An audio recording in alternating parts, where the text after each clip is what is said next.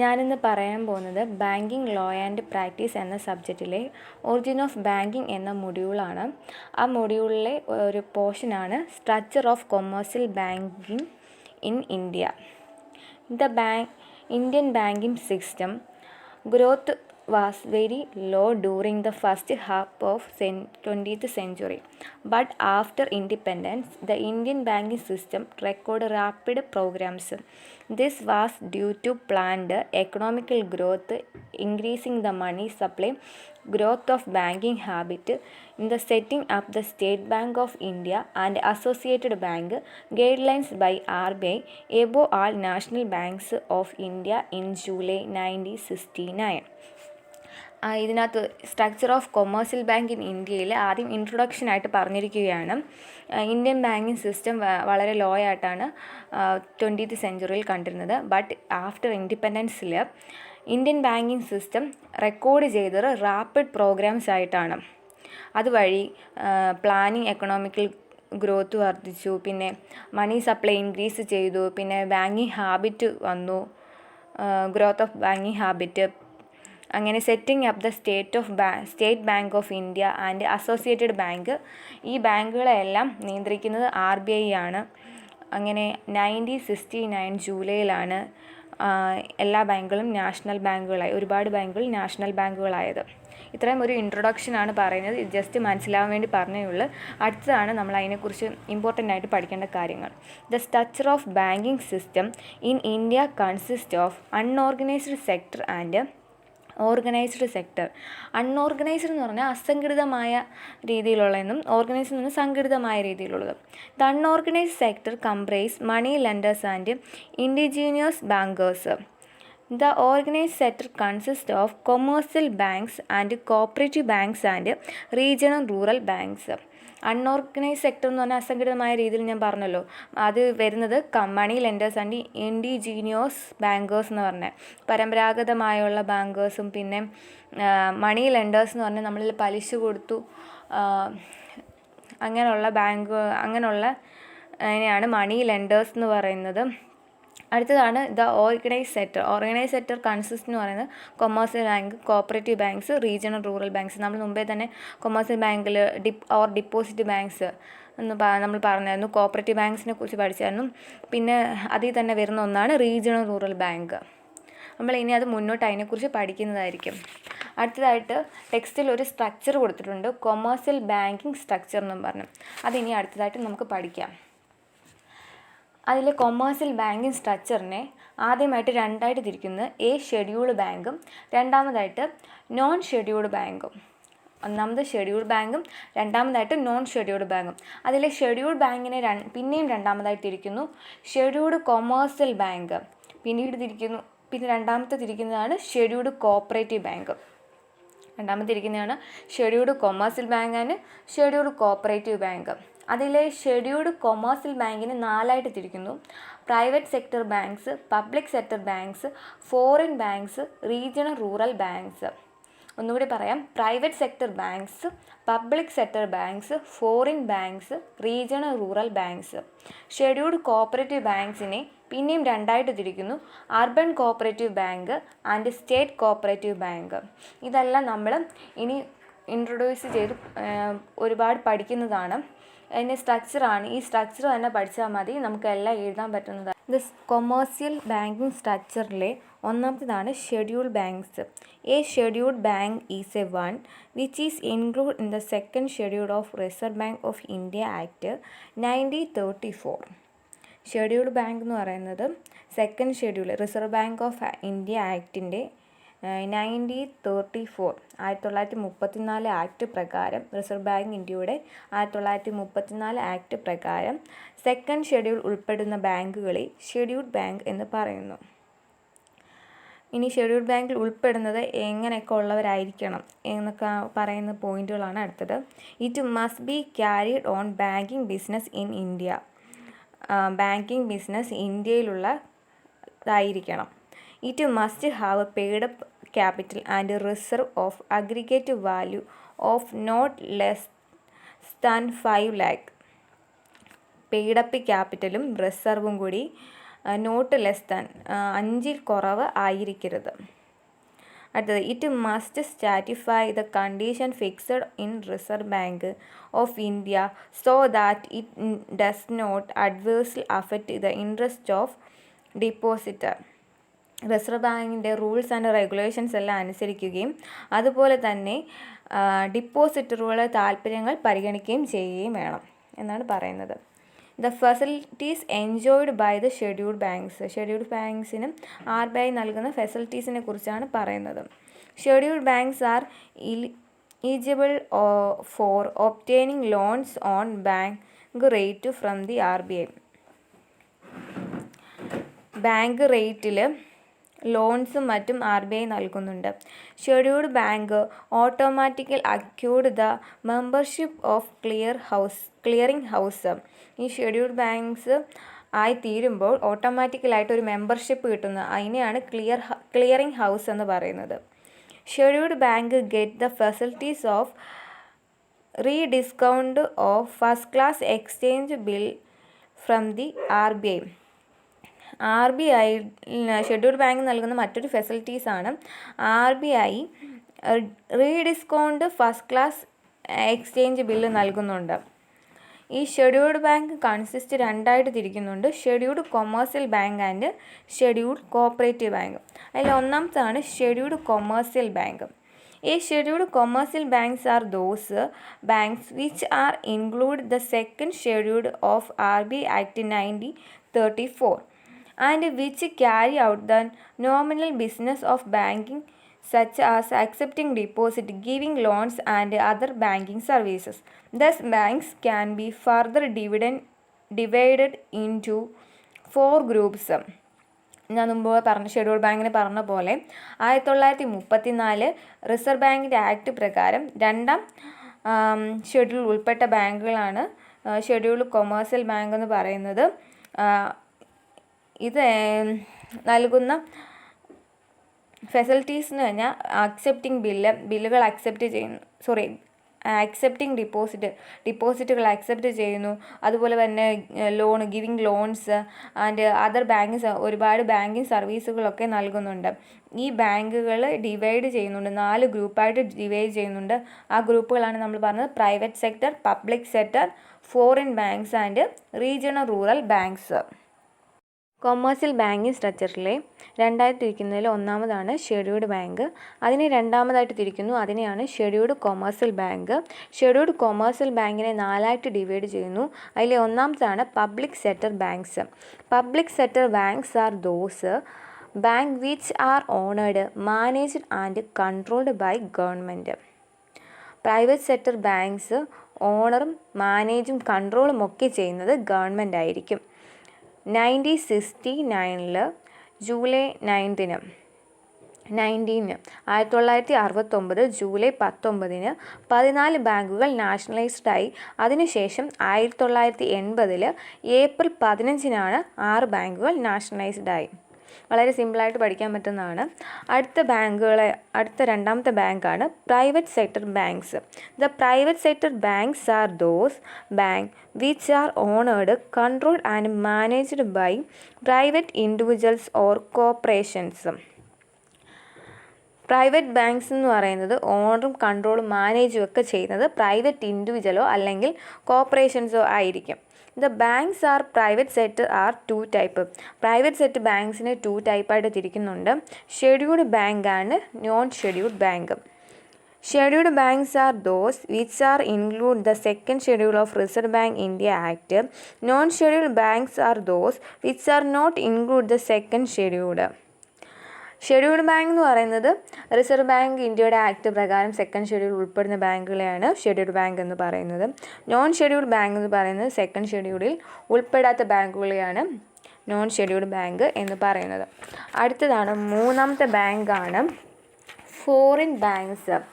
Foreign banks are banks which are incorporated outside India but having branches operating in India. These banks finance mainly export and import trade.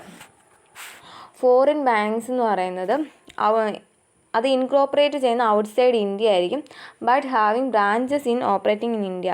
പക്ഷേ അതിൻ്റെ ബ്രാഞ്ചസുകളെല്ലാം ഇന്ത്യയിൽ കാണും. ഇത് കൂടുതൽ banking finance ചെയ്യുന്നത് export and import trade ആയിരിക്കും. അടുത്ത ബാങ്കാണ്, ഏറ്റവും ലാസ്റ്റത്തെ ബാങ്കാണ്, നാലാമത്തെ ബാങ്കാണ് regional rural banks. In order to meet the credit need of rural people, Mrs Indira Gandhi announced A 20th point economical program of the country. To implement this point, the government of India decided and set up the regional rural banks all over the country. Regional rural banks were set up in accordance with the recommendation of Banking Commission in 1972. They recommended the setting up of rural banks to extend banking facilities of rural areas. ഞാൻ ഒന്നുകൂടി വായിച്ച് പറയാം. In order to meet the credit need of rural people, Mrs Indira Gandhi announce the 20th point of economical programme for the country. നമ്മുടെ രാജ്യത്തിന് വേണ്ടി Mrs Indira Gandhi 20 points economical പ്രോഗ്രാമിന് വേണ്ടി announce ചെയ്തു. അതിൽ ഒന്നായിരുന്നു credit need of rural peoples. To implement this point, the government of India decided set up the regional rural banks all over the country. ഇതിലൂടെ government തീരുമാനിച്ചു റീജിയണൽ റൂറൽ ബാങ്ക്സ് ഈ കൺട്രിയിൽ എല്ലായിടത്തും വേണമെന്ന്.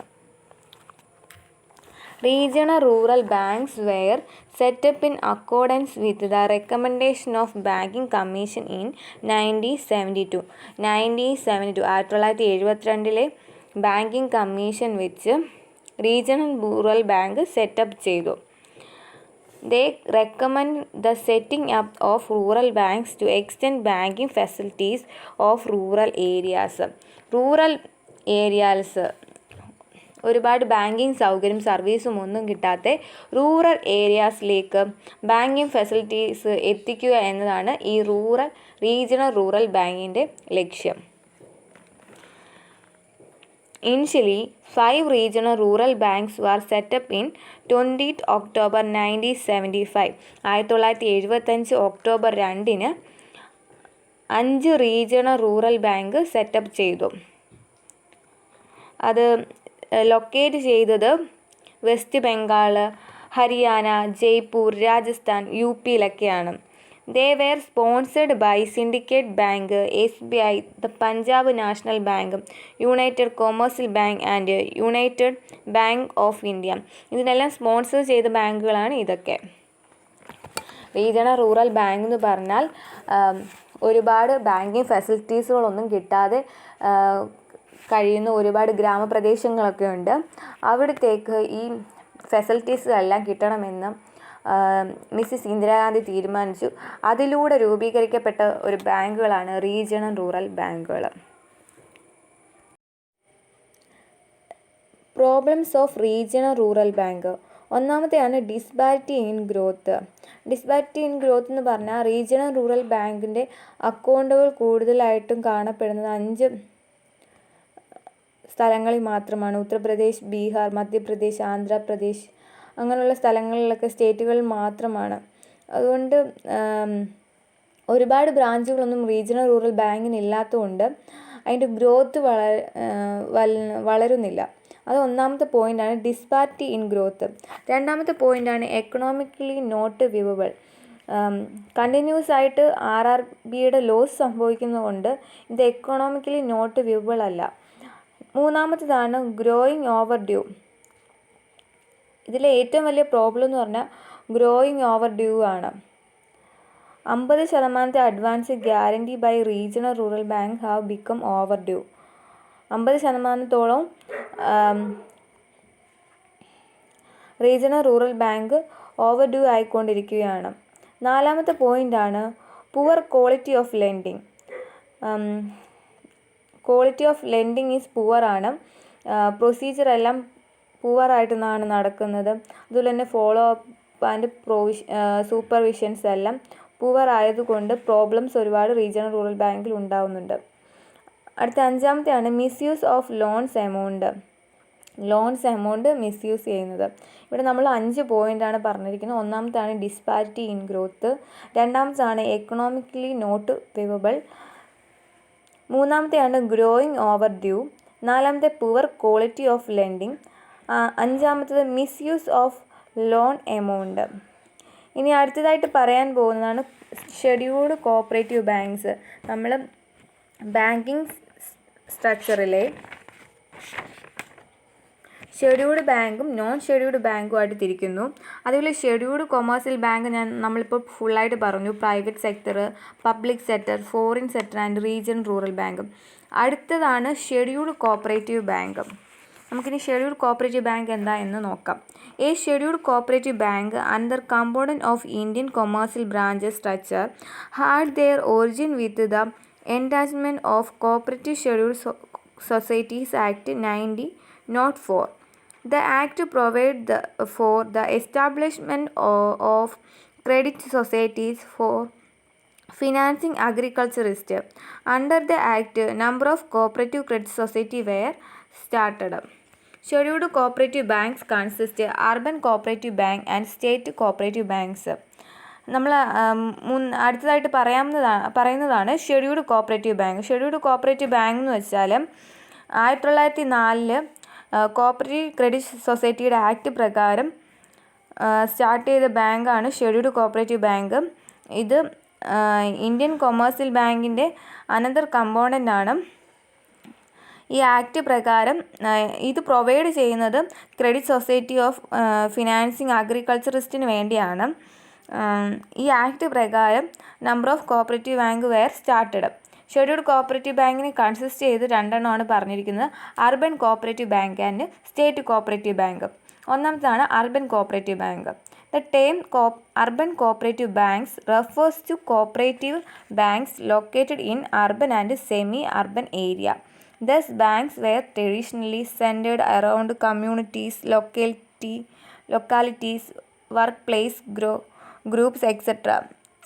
They mainly lend to small borrowers and business.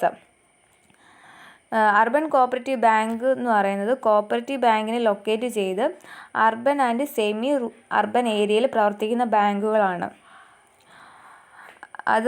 Thus banks are traditionally centered around communities, localities, work place group, അങ്ങനെ etcetera പറയുന്നുണ്ട്.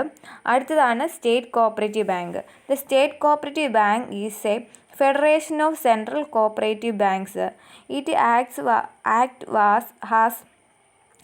was a dog of cooperative banking structure in the state.